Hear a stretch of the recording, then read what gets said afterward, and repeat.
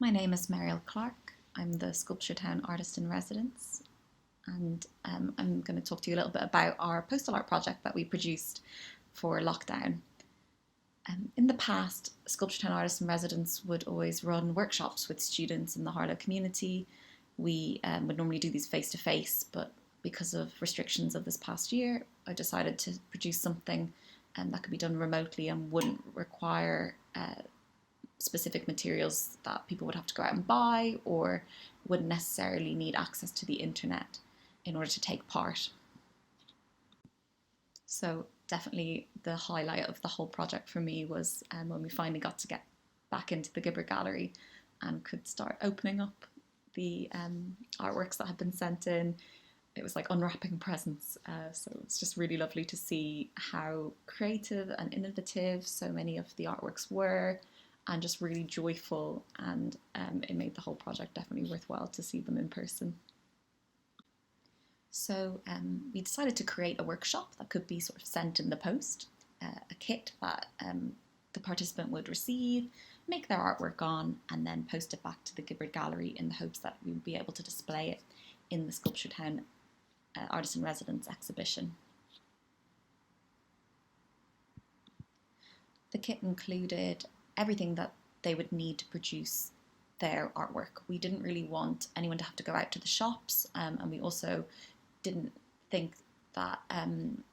we thought it would be good that they wouldn't necessarily need the internet, so we didn't want to do lots of stuff online because we knew there was a lot of online content out there, and we thought it'd be really nice to do something physical instead.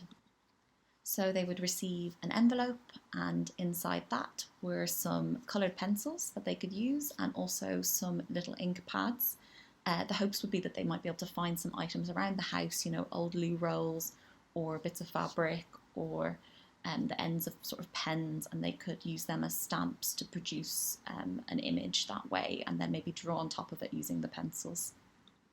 They also received a little how-to booklet that gave them some ideas about what kind of artworks they could make, so that they wouldn't necessarily need to look online for that either. The design of the kind of place where they would produce their drawing, basically I was inspired by the male artists who would often decorate their envelopes sort of as much as they would decorate the artworks inside, and I thought, oh, maybe it would be interesting to do a sort of a piece of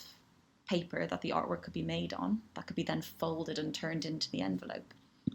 So each participant would receive a sort of specially designed piece of card, and they would make their image on the inside of that, and once they'd made the image they'd fold it up and then they'd be able to post it because we would supply the postage for them to return it. It was important to make sure that any family that wanted to be involved would be able to access a kit, so we got in touch with a few local charities to see if any of the families they were supporting would like to be involved. And also we promoted the project through social media and through local schools. And once we had our participants, what was really lovely is some of the volunteers from the Gibber Gallery got involved in helping to put together the kits to get them sent out, and so really thankful for that.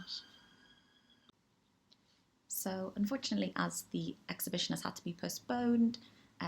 we are hoping that we will be able to show the artworks in person just as soon as the Gibber Gallery opens again. But in the meantime, this is why we've produced this digital version so that you can enjoy all of these lovely artworks from the comfort of your own